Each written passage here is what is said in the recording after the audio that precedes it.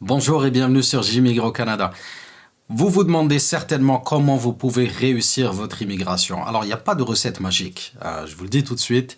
Il n'y a rien qui va faire que telle personne ou telle personne va réussir en suivant tel ou tel plan. Parce que chacun a sa vie, chacun a ses principes, chacun a sa façon de faire.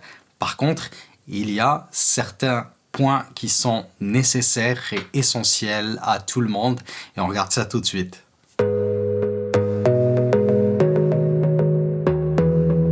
Avant de commencer, ça fait longtemps que je ne vous l'ai pas demandé. Ça m'aiderait beaucoup si vous pouvez y mettre un j'aime et vous abonner à la chaîne. Comme ça, je pourrai voir votre soutien et ça pourra aider bien sûr des gens comme vous qui recevront cette vidéo-là dans leur feed. Merci beaucoup. Le premier point est pour moi essentiel et ça se passe bien avant votre immigration, c'est la préparation. Quelqu'un qui est bien préparé à venir, quelqu'un qui est préparé à immigrer, quelqu'un qui est préparé à s'installer, va avoir beaucoup plus de chances de réussir. C'est un peu comme un sportif qui va se préparer pour les Jeux Olympiques. On ne peut pas gagner si on ne se prépare pas bien à l'avance. C'est exactement la même chose. Alors la préparation va englober plusieurs aspects. Il y a l'aspect financier, il y a l'aspect psychologique, il y a l'aspect installation, logistique, tout ça. En fait, j'ai pu voir beaucoup de personnes pendant mes 7 années pratiquement au Canada et elles vont avoir des degrés de préparation qui seront différents. Et je peux vous dire que les personnes qui se préparent bien à l'avance, qui ont tout programmé, qui ont tout mis sur papier, qui ont un plan bien défini, vont s'intégrer plus facilement. Ça, c'est indéniable. Alors, certains programmes d'immigration vous obligent à faire une visite exploratoire, comme le Manitoba. Ça vous donne un petit avantage quand même, parce que vous pouvez voir votre environnement avant même d'y être. Et en fait, c'est ce que j'avais fait personnellement. Donc, on était venu en mai 2014. On a pu visiter la ville, on a pu rencontrer des gens, on a pu voir plein de choses. Et ensuite, lorsqu'on est venu pour nous installer, on était déjà familier avec l'environnement. On connaissait la ville, on savait comment aller d'un point A à un point B. Donc on avait cet avantage-là qui malheureusement ne peut pas... Voilà, c'est pas tout le monde qui peut se permettre, je comprends parfaitement. Et même aujourd'hui, même le Manitoba, les visites exploratoires se font de façon virtuelle. Donc on n'a pas forcément la chance de le faire. Maintenant, si vous pouvez le faire, si vous pouvez venir, si vous avez les moyens, si vous pouvez passer des vacances par exemple au Canada, je vous invite à le faire. Comme ça, vous allez avoir une idée globale de votre environnement. L'un des autres points qui reste important dans la préparation, c'est vraiment, quand vous êtes en couple, entre l'homme et la femme, il faut vraiment qu'il y ait une synergie. J'insiste là-dessus parce que, en général, tous les problèmes vont venir de là. D'une mésentente, d'une vision différente entre l'homme et la femme. Et si on ne règle pas ces problèmes avant de venir, croyez-moi, ils vont vous suivre. Et encore une fois, c'est quelque chose que j'ai vu arriver. En général, on va voir qu'il y a toujours un meneur et un suiveur. Il y a toujours une personne qui va insister pour immigrer, une autre qui n'est pas très chaude à l'idée, mais qui va quand même suivre. Et puis, une fois ici, les choses peuvent aller très vite. Et s'il y a des soucis, si une des personnes se sent mal, eh bien c'est tout le plan qui est à risque. Donc prenez le temps de bien discuter entre vous, entre époux, épouses. Très important, prenez le temps de discuter aussi avec les enfants. Les enfants en général s'intègrent vite, donc je vous dirais que il n'y a pas forcément trop de crainte à avoir. Par contre, s'ils sont un peu plus âgés, par exemple l'âge du collège ou bien l'âge du lycée, là il faut faire vraiment un travail sur eux, leur parler, leur expliquer que voilà, oui, vous les détachez de leurs amis, de leur environnement, mais c'est pour trouver quelque chose de mieux. Ne promettez toujours rien. Ça ne sert à rien de promettre parce que vous-même, vous ne savez pas ce qui va se passer. Par contre, il faut essayer de travailler comme une équipe en fait. On va aller vers le même objectif. Il ne faut pas que cet objectif soit celui du papa ou de la maman. Il faut vraiment que ce soit l'objectif de la famille et il ne faut jamais, jamais, jamais mettre la responsabilité sur les enfants. Très important, beaucoup de personnes vont dire à leurs enfants, c'est à cause de toi que je suis venu ici, c'est pour toi que je suis venu ici. Non, non, non, non. C'est pour vous-même, c'est votre rêve, c'est votre projet.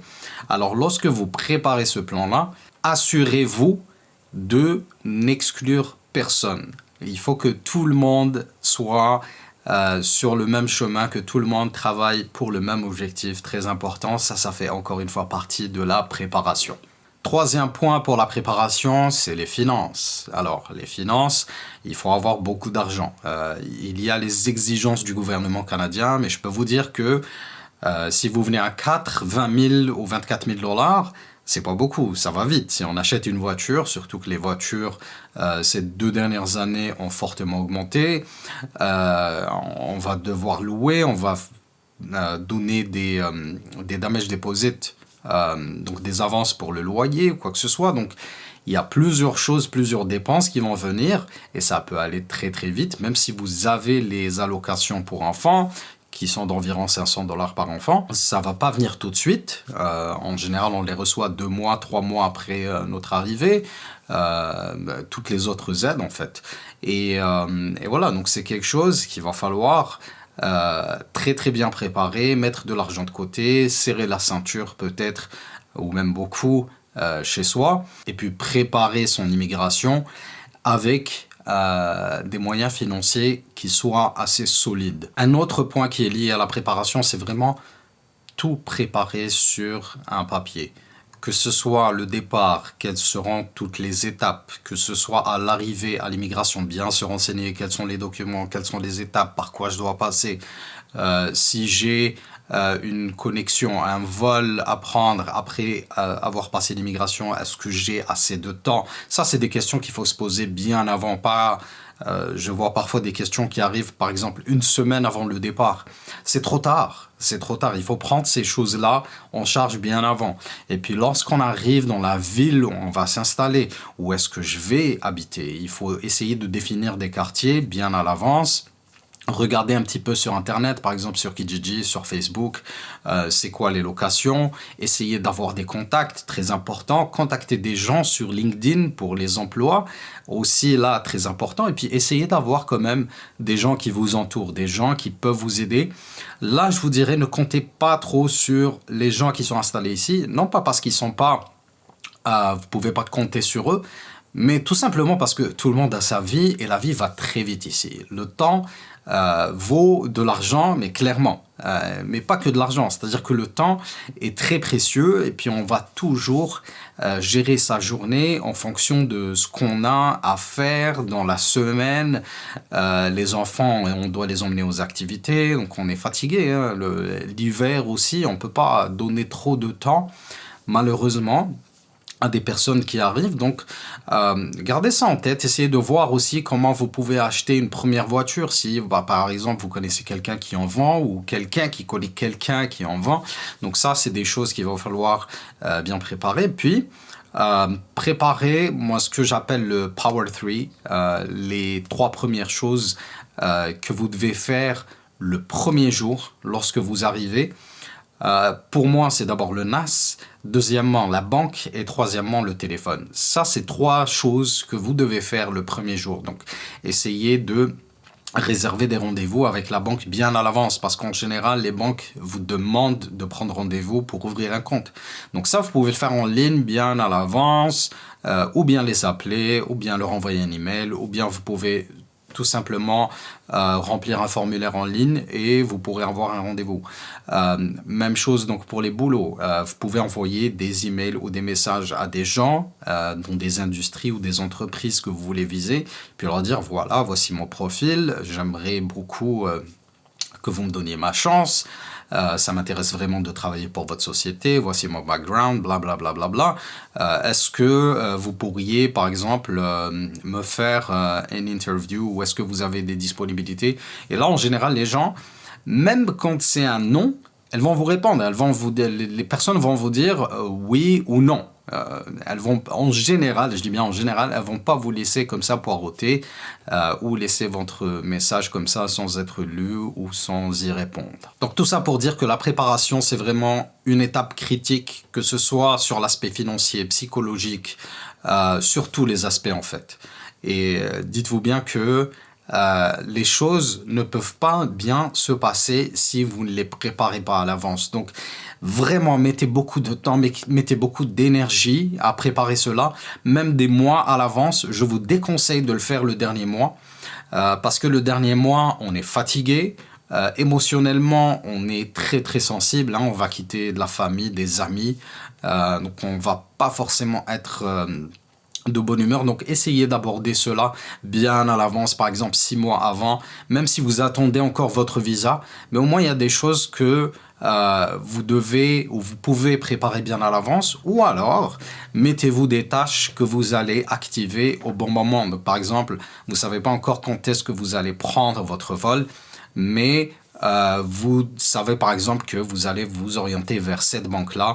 Donc vous allez prendre un fichier Word. Moi ce que je fais, c'est que je le fais sur mon Google Drive. J'ouvre des fichiers Word et je commence à écrire dedans. C'est exactement comme ça que je fais d'ailleurs mes vidéos. J'ai un fichier Word ici qui est bien structuré et avec lequel je me sers pour faire mes vidéos et pour vous parler aujourd'hui. Donc essayez de faire cela, copiez tous les liens par exemple pour prendre rendez-vous avec la banque. Prenez ça, mettez-le dans votre document, vous le laissez et puis le jour J, vous pouvez prendre vos rendez-vous. Donc préparation, très important. Le deuxième point le plus important, c'est la positivité. Écoutez, c'est un projet d'immigration, c'est un projet de vie. Et si on l'attaque en étant négatif, en se disant je ne vais pas réussir, je vais avoir des problèmes, ou il fait froid, ou ce pays ne me convient pas, on va pas réussir. Voilà, tout simplement. Donc soyez positif, vraiment. Il faut faire un travail sur soi-même. Je comprends que les personnalités soient différentes. Il y a des personnes qui sont comme ça, négatives de nature. C'est pas forcément une mauvaise chose, hein. Je dis pas que c'est une mauvaise chose. Je dis juste que si vous pensez qu'il peut y avoir un risque que la négativité prenne le dessus et que ça vous casse votre projet d'immigration, vraiment, il faut faire un travail sur ça. Pourquoi? Eh bien, tout simplement parce que ça définit tout le reste. Si dans votre tête, vous vous dites que voilà, absolument rien ne va marcher, ou alors, par exemple, ce pays n'est pas forcément parfait, mais je suis là uniquement pour avoir le passeport, ou quoi que ce soit, ça va très très mal se passer. Alors, soyez positif, et surtout, surtout, entourez-vous de personnes positives. Ça, je le dis tout le temps, et j'insiste là-dessus en fait parce que j'en ai vu des personnes négatives. Honnêtement, même si les personnes sont charmantes, même si voilà, il y a des liens familiaux, des liens amicaux, mais je suis redevable envers ma famille, je suis redevable envers le plan que je me suis tracé. Voilà, j'ai des enfants, j'ai une épouse, ou vous avez un époux, ou vous avez de la famille, ou quoi que ce soit, même si vous êtes célibataire, vous avez un engagement envers vous-même. Et on ne va pas laisser des personnes comme ça, étrangères, casser ce rêve, casser ce projet, juste parce que je suis trop timide pour le faire. Troisième point important pour réussir son immigration, la patience. Bah oui, c'est une qualité que vous devez avoir. Pourquoi? Parce que vous allez passer par des moments difficiles, vous allez passer par des moments où vous aurez plein de vide autour de vous, vous allez appliquer pour des postes de travail, vous n'allez pas être contacté ou convoqué pour des entretiens. Vous allez essayer de trouver une maison et puis ça va prendre plus de temps que prévu. Plein de choses, même sur le plan financier, vous allez voir que les choses ne sont pas forcément aussi rapides et joyeuses qu'on le pense. Là, j'en reviens aussi au point où il ne faut pas se comparer aux autres parce que en général on va perdre patience quand on voit que par exemple quelqu'un qui est arrivé à la même période que nous, eh bien il a trouvé un job, il a trouvé une maison, tout se passe bien pour lui, et pour nous c'est un peu plus difficile. Je vous dirais que c'est normal, chacun son parcours, chacun sa personnalité. En fait, la chance aussi peut avoir un impact qui n'est pas négligeable. Donc assurez-vous d'être patient, vraiment. Quand vous immigrez au Canada, prenez le temps, en fait, de bien discuter avec votre épouse, avec vous-même, regardez les choses de façon positive. Encore une fois, on revient à la positivité parce que si on n'est pas positif, on va perdre patience. Et si on perd patience, là, ça va dégringoler, on va aller vers des choses négatives. Et c'est vraiment pas une chose que je vous conseille. C'est vraiment pas une chose qui va être positive pour vous, en tout cas dans votre parcours. Alors soyez patient déjà avec vous-même, soyez patient avec vos enfants. Si vous voyez par exemple qu'ils ne s'intègrent pas forcément rapidement, ma fille par exemple, quand elle a commencé en garderie, elle n'a pas dit un mot pendant une année. Pourtant elle parlait. Mais elle ne voulait pas parler. Pourquoi? Parce que l'accent était pas très compréhensible pour elle. Alors, elle s'en foutait, elle ne voulait pas parler. Et ça nous a un petit peu inquiétés, mais en parlant par exemple à la directrice et tout, elle nous a dit que voilà, c'est quelque chose qui arrive très souvent. Donc on a été patient avec elle, on ne lui a pas mis de pression, et puis un jour elle a décidé de parler, et depuis elle ne s'arrête plus. Donc ça c'est un point. L'autre point dans la patience, donc je parlais de profession, de job, ça peut prendre du temps, d'accord? Il n'est pas dit que vous allez retrouver un job qui va vous plaire tout de suite. Vous devrez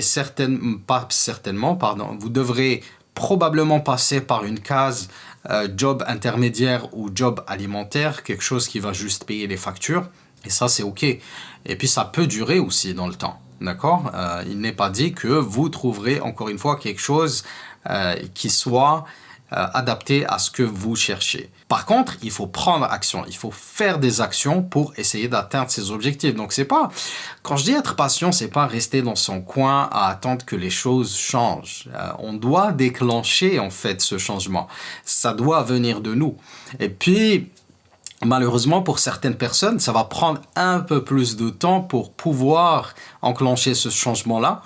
Mais encore une fois, la patience va vous aider vraiment, vraiment à traverser des périodes qui vont être difficiles parce que je vous le dis, de toute façon, il y aura des périodes difficiles. Si ce n'est pas pendant votre installation, si ce n'est pas lorsque voilà, vous êtes établi, que les choses se passent bien et que vous avez ce que j'appelle encore une fois la descente, votre morale va baisser, puis vous allez vous poser plein de questions sur votre projet ou quoi que ce soit, ou alors ça peut arriver bien plus tard, où on va pas être patient et on va se dire, bon, ça fait quelques années que je suis là, je n'arrive pas vraiment à avancer professionnellement, qu'est-ce que je fais? Et là, il faut essayer aussi d'ajuster un petit peu ses objectifs et de se dire, bon, ce que j'ai fait jusque-là, c'est déjà excellent.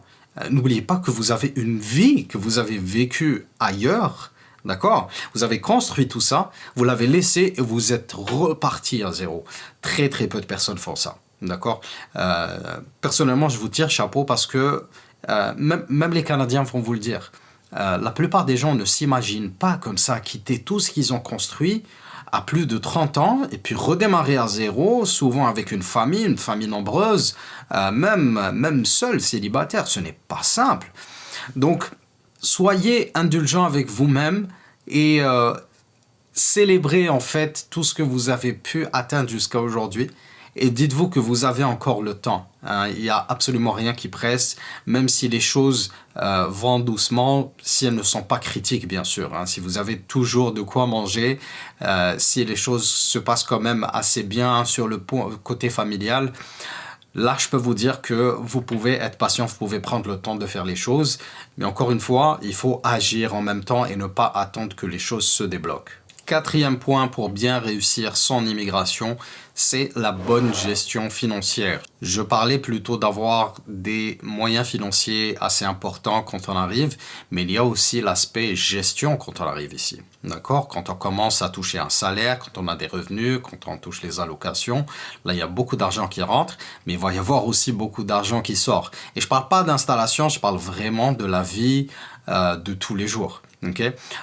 Quand on va aller faire ses courses, on va toujours tenter. Malheureusement, là, on est dans une dans une société de consommation où, par exemple, quand on rentre chez Costco, et ça c'est connu, on va rentrer, par exemple, pour faire des achats à hauteur de 100 $, on se retrouve avec une facture de 400 $ sans savoir vraiment pourquoi. Donc là, il va falloir agir déjà sur ses désirs, d'accord? Il y a plusieurs astuces. On peut acheter déjà en ligne. Personnellement, je trouve que je sauvais beaucoup d'argent quand j'achetais en ligne. En fait, je faisais le pick-up moi-même. J'aime pas faire la livraison parce que la livraison, tout va vous coûter plus cher. Par contre, vous pouvez faire le pick-up. Par exemple, ici, on a la chaîne Superstore où le pick-up coûte 5 $, ou alors vous pouvez l'avoir pour en fait gratuitement. Quand vous prenez un de leurs abonnements, vous pouvez l'avoir gratuitement. Et ça m'obligeait en fait à faire des courses limitées à ce que j'avais sur ma liste. Et honnêtement, ça me sauvait peut-être 50 $ par semaine ou 100 $ par semaine juste parce que je n'étais pas tenté. On avait une liste, on savait ce qu'on devait faire, on savait ce qu'on devait acheter et on s'y tenait. Voilà, je suis pas dans le magasin, pas de souci. L'autre chose, c'est que il va falloir vous habituer, surtout avec les enfants, à faire des menus. D'accord? On va pas comme ça planifier le déjeuner ou le dîner juste quelques heures avant que ça vienne. Non. Pourquoi? Parce que déjà, les enfants, ils prennent leur déjeuner avec eux, donc il va falloir préparer ça. Et moi, la cuisine, ici, je l'appelle l'usine. Ça s'arrête pas. C'est vraiment des plats qui vont être préparés tout le temps, tout le temps, tout le temps. Et si on ne se donne pas le temps de faire des menus, et d'avoir une liste très précise de choses que l'on va acheter, là, ça va être beaucoup plus compliqué. Et en fait, une bonne gestion financière passe par gérer ses dépenses. Et l'une des dépenses, c'est l'habillement. Par exemple, pour les enfants, on ne va pas acheter du neuf parce que ça ne sert absolument à rien. Les enfants grandissent chaque mois en fait et on se retrouve à leur changer leurs habits tout le temps. Donc on va aller vers des magasins de second hand, donc de vêtements qui ont déjà été portés, qui sont d'excellente qualité, parfois même neufs. Et ça nous permet par exemple de diviser la facture par 2 ou 3. Et au final, tout revient à la gestion du budget global. On va se poser un budget ou on va se limiter à un budget qui va inclure la location, toutes les factures, donc l'assurance, le téléphone, l'internet, électricité, eau, gaz si on en a, toutes les dépenses en fait fixes. Et puis on va rajouter, là va se greffer en fait toutes les autres dépenses, donc tout ce qui est habillement, nourriture, tout ça, et puis il faut s'y tenir. Il y a plusieurs applications qui vous permettent de le faire. Personnellement, j'utilise Mint, mint.com, qui va aller se connecter sur tous vos comptes et vous pouvez mettre des budgets à chaque fois et puis vous pouvez suivre toutes les dépenses, que ce soit vous ou votre époux ou votre épouse. Et puis grâce à cette application, vous pouvez vous connecter sur tous les comptes, en fait, que ce soit le vôtre ou celui de votre partenaire, et avoir toutes les dépenses et les suivre et leur donner des catégories. Et puis là, ça nous permet de regarder par exemple au 15 combien on a dépensé et ça nous donne un pourcentage. Surtout sur l'aspect alimentation par exemple. Je connais des personnes qui vont diviser ça par semaine, indépendamment de comment vous êtes payé, parce qu'au Canada, vous êtes soit payé toutes les 2 semaines, tous les 15 jours, par mois, ça dépend. Et ça peut en fait un petit peu impacter votre budget. Parce que si vous le faites de façon mensuelle et que vous êtes payé par exemple toutes les 2 semaines, il va y avoir des mois où vous allez avoir 3 salaires, il va y avoir des mois, la plupart des mois, vous allez avoir que 2 salaires. Donc il faut être intelligent sur la gestion de son budget, puis toujours, bien sûr, mettre de côté pour des lendemains malheureux, pour des dépenses imprévues, pour votre retraite, pour les études des enfants. Donc il faut vraiment bien gérer cet aspect-là. 5e point, et non des moindres, être sociable. Pourquoi? Eh bien parce que c'est un pays où les gens ne vont pas venir vers vous. Tout simplement. Si vous n'allez pas vers les gens, si vous ne sortez pas, si vous n'êtes pas ouvert aux gens, personne ne va venir taper à votre porte et demander après vous. Hein, vous n'avez plus votre famille ici, vous n'avez que des amis, et encore ces amis-là, ils sont occupés, ils ont leur vie aussi. Donc il va falloir que vous sortiez, que vous parliez aux gens, il va falloir initier la chose. Si vous êtes d'un tempérament très réservé, timide, il va falloir faire un travail sur vous-même. Parce que si vous voulez que les choses se passe bien pour vous sur l'aspect social, il va falloir rencontrer des gens et puis des gens de différentes cultures. Vous n'avez pas besoin de rester uniquement dans votre communauté. Ce n'est pas forcément quelque chose de positif. Et puis ça vous permet aussi de voir autre chose, de discuter d'autres choses, de parler parfois plusieurs langues. Il y a une application que j'aime beaucoup qui s'appelle Meetup, qui vous permet de voir un petit peu des événements comme ça organisés dans votre zone. Et là, il y a vraiment plusieurs événements. Il y a des personnes qui s'intéressent à la musique, donc ils vont faire des rencontres comme ça, juste pour discuter. Il y a des personnes, par exemple, qui veulent apprendre le français et qui, par exemple, vous promettent de vous apprendre l'espagnol. Donc vous allez vous retrouver, vous pouvez leur parler. Vraiment, dépendamment du sujet que vous aimez, de vos hobbies, vous pouvez trouver énormément de groupes dans cette application et elle est gratuite et c'est excellent. Franchement, on a connu plein de personnes comme ça, de cultures différentes, beaucoup de Sud-Américains. Moi, j'aime bien discuter et puis sortir et puis avoir des dîners avec des Sud-Américains parce que voilà, je trouve que le tempérament est le même. Voilà, c'est des gens chaleureux, joyeux, qui veulent sortir, qui veulent toujours voilà, rigoler. Et on a un petit peu les mêmes principes. Sixième point, pour bien réussir son immigration, ne pas broyer du noir, ne pas voir que des choses négatives, c'est vraiment l'ouverture d'esprit. Et je dis ça surtout pour ma communauté. Pourquoi? Parce que vous allez voir des choses avec lesquelles vous n'allez pas forcément être d'accord. Ok? Mais gardez en tête que voilà, il y a des choses avec lesquelles on n'est pas forcément d'accord, qui vont se passer, que vous allez voir, ou il y a des choses qui vont être dites à l'école. Par exemple, ici, on initie les enfants très tôt à l'éducation sexuelle, alors que déjà chez nous, c'est tabou. C'est pas quelque chose dont on va forcément parler. Il va falloir être vraiment ouvert d'esprit. Euh, L'homosexualité, par exemple, c'est quelque chose qui n'est pas du tout tabou, c'est quelque chose qui est accepté ici sans aucun problème. Et je peux comprendre que chez d'autres personnes, ça peut être un sujet sensible, on n'en parle pas forcément, et c'est pas quelque chose qui va être encouragé en fait dans d'autres cultures. Vous allez le voir un petit peu être pas encouragé, je dirais ici, mais on va pas se gêner en fait pour vivre son homosexualité, ce qui est très bien, hein. Chacun peut vivre comme il veut, mais je peux comprendre que des personnes soient choquées quand elles viennent d'une autre culture. Alors vraiment, il faut être ouvert d'esprit et se dire que nous vivons dans une société que nous n'avons pas construite, ce n'est pas la nôtre, donc on vient, c'est à nous de nous adapter. Après, s'il y a des choses positives que l'on peut apporter à cette société-là, eh bien on les apporte. Par contre, il ne faut pas forcer les choses et il ne faut pas être négatif dans son comportement. Si par exemple, je sais pas moi, si vous voyez un homosexuel dans la rue, euh, il est absolument inacceptable d'aller, je sais pas moi, faire la morale à cette personne-là ou quoi que ce soit. Ce n'est pas votre rôle, ce n'est pas à vous de le faire et personne n'a à le faire en fait, que chacun vive sa vie. Et tant que ça reste dans le milieu privé, que ce soit de votre côté, du côté de l'autre personne, si personne ne vous impose quoi que ce soit, tout va aller pour le mieux. Et c'est comme ça que cette société-là fonctionne. Par contre, je peux comprendre que certaines personnes ne vont pas arriver à bien s'adapter ici et je connais plein de personnes qui veulent quitter le Canada juste à cause de ces choses-là. Il y a beaucoup d'idées comme ça qui sont poussées, surtout au niveau de l'école, que ce soit au niveau de l'école primaire, des collèges ou des lycées ou des universités, beaucoup au niveau des universités. Et si on n'est pas d'accord avec ça, bien, il n'y a aucun souci par rapport à ça. Euh, je vous dirais que l'éducation va toujours se faire au niveau familial. Et ici, il va falloir toujours ouvrir le débat avec ses enfants. Euh, Personnellement, j'ai pas été éduqué de cette façon-là où voilà, il y avait un débat avec mes parents. Hein, c'est plutôt l'ancienne génération, ça agissait comme ça. On nous imposait des choses, voilà, c'était la vérité absolue.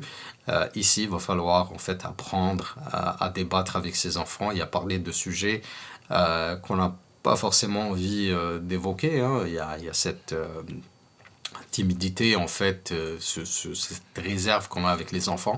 Mais ici, il va falloir faire un effort euh, sur soi-même et puis prendre les devants. Et encore une fois, il faut garder l'esprit très très ouvert parce que sinon, bah, les choses vont très très mal se passer, que ce soit pour nous ou pour nos enfants. Le septième point, qui est pour moi un des plus importants, c'est vraiment épouser la nature, épouser le climat au Canada. Ce n'est pas simple. Il fait très froid, dépendamment de là où vous habitez. Il peut y avoir beaucoup de neige, il peut y avoir beaucoup de pluie. Mais si on ne s'adapte pas en fait à ce climat, on ne s'adapte pas à cette nature, on ne va jamais, vraiment jamais s'adapter à 100% et jamais réussir son immigration à 100%.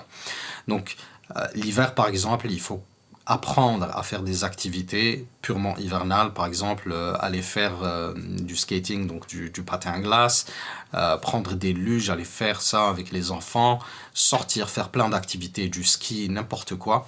Même si c'est pas pour vous, faites-le pour les enfants, parce que en général, on aime bien se terrer à la maison. Mais si on commence pas à sortir, si on sort pas nos enfants, et ben ça va être compliqué, ça va être très très compliqué pour eux socialement. Les enfants, il faut qu'ils sortent, il faut qu'ils se dépensent, et vous devez faire cet effort-là. Donc ça c'est le premier point. Le deuxième point, c'est vraiment la nature en elle-même. Les Canadiens, ils adorent la nature, ils adorent sortir. Une des choses qu'ils adorent faire ici, par exemple, c'est le camping. Vous allez voir des gens camper partout, tout le temps en été.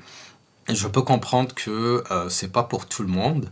Moi-même, j'étais contre. Et puis quand j'ai commencé à découvrir ça, j'y ai pris goût. Et c'est excellent parce que tout le monde autour de vous le fait. Puis voilà, on le fait avec des amis. On se rencontre dans des sites de camping. Chacun a sa tente ou son petit camper. Et on se retrouve. Et puis les enfants jouent ensemble. Et le soir, voilà, on se fait nos dîners sur le feu. C'est vraiment génial. Puis, il faut prendre le temps aussi de sortir, de marcher. Ici, marcher, c'est vraiment une religion. Les gens, pour diminuer un peu la pression de tous les jours, ils vont toujours sortir marcher. Take a walk. Vous allez entendre ça partout. Take a walk. Si ça va pas, take a walk. Allez-y, sortez, marchez. Et ça fait vraiment beaucoup de bien. Personnellement, je le fais très souvent, surtout l'hiver, là, quand il fait -25. Bah oui, je sors marcher, je vais bien m'habiller, mettre beaucoup de couches sur moi, mettre des bonnes mitaines et je marche et parfois je prends mes raquettes, donc je vais marcher sur la rivière glacée. C'est vraiment génial. Ça brûle déjà beaucoup de calories, hein, le marcher dans le froid, c'est vraiment excellent. Et puis ça permet de respirer parce que si on reste vraiment enfermé chez soi à la maison, voilà, c'est pas très sain, c'est pas bon pour son moral et les choses ne vont pas forcément bien se passer sur le long terme. Donc vraiment, imprégnez-vous de cette nature-là, imprégnez-vous du froid. Dites-vous que au final, vous n'avez pas le choix. C'est soit on va avec ou on vit contre ça. Donc vivre contre ça, vous pouvez pas. Vous pouvez pas vaincre le froid et vous pouvez pas vaincre la nature.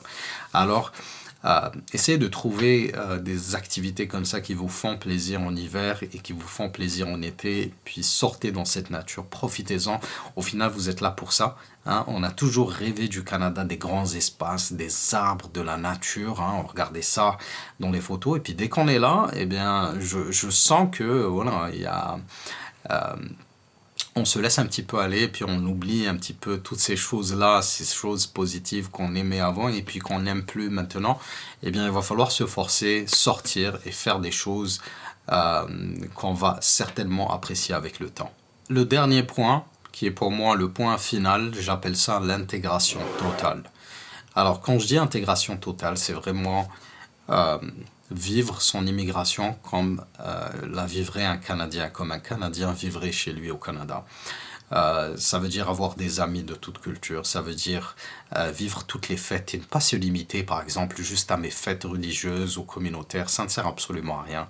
On est dans un pays multiculturel, il va falloir faire l'effort en fait de d'accepter encore une fois toutes ces choses-là qui sont nouvelles, que ce soit la nature, que ce soit les comportements, que ce soit les traditions, que ce soit le froid, que ce soit les activités sportives, tout ça. Ok. Moi, ce serait mon rêve, par exemple, si mon fils devenait joueur de hockey. Je ne connais absolument rien au hockey. Je viens de voir mon premier match de hockey dans un stade, mais j'adorerais qu'il soit intégré ici. Pourquoi? Parce que c'est un sport qui est extrêmement populaire, c'est le plus populaire au Canada. Et le fait qu'il puisse intégrer une école ou une équipe de hockey, ça va lui permettre en fait de s'intégrer dans la culture canadienne. D'accord? Donc ça, que ce soit vous ou vos enfants, il va falloir vraiment essayer de faire ça. En général, le sport aide beaucoup, les activités aident beaucoup à s'intégrer à la vie canadienne. Donc ça, c'est un des leviers que vous pouvez utiliser pour vous intégrer. Il y a aussi... donc je parlais tout à l'heure de préparation, de positivité, de patience, de la bonne gestion financière. Tout ça, c'est des qualités qui sont très canadiennes. Les Canadiens savent en général gérer leur budget parce que voilà, il n'y a pas de folie. C'est difficile de devenir riche au Canada, tout simplement parce que les taxes sont faites d'une manière où... voilà, c'est des niveaux, plus on gagne d'argent, plus on est taxé sur la prochaine plage. Donc c'est difficile de devenir riche et comme c'est un pays où il fait très froid, eh bien on doit apprendre à vivre avec son environnement, on doit apprendre à cacher des choses, à faire des réserves. Les vêtements par exemple, ici comme je le disais, c'est vraiment quelque chose qui est très très très commun. Voilà, on va aller acheter des vêtements usagés. Même pour les adultes. Bon, pour les hommes, c'est un peu compliqué parce qu'un homme, il va absolument rien lâcher jusqu'à ce que la chose soit complètement déchirée. Pour les femmes, non. Les femmes, je vois par exemple dans les magasins, il y a vraiment beaucoup de choix, parfois des choses neuves. Et puis voilà, il faut vraiment être sociable, sortir, être ouvert d'esprit, encore une fois, épouser toute cette nature, toutes ces bonnes choses pour lesquelles on est venu et on a tendance à oublier au fil du temps. Mais vraiment, prenez la peine de bien vous intégrer, de vous intégrer totalement, de vivre avec des Canadiens, des Sud-Américains, des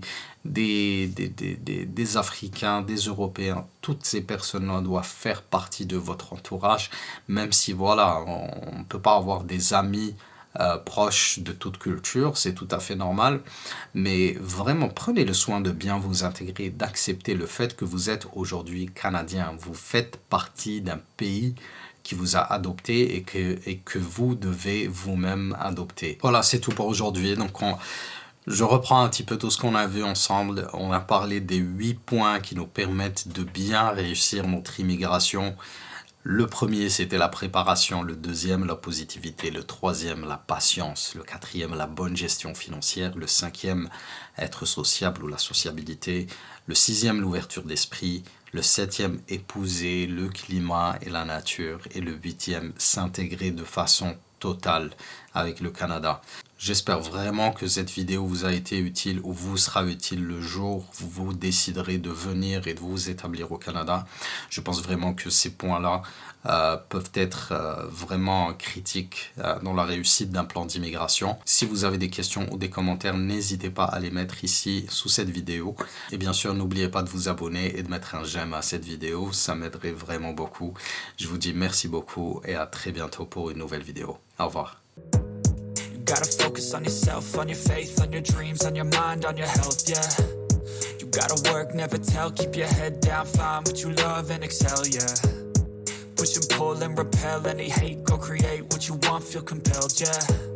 And once you finally get a taste of the race, you'll never look back once you felt that.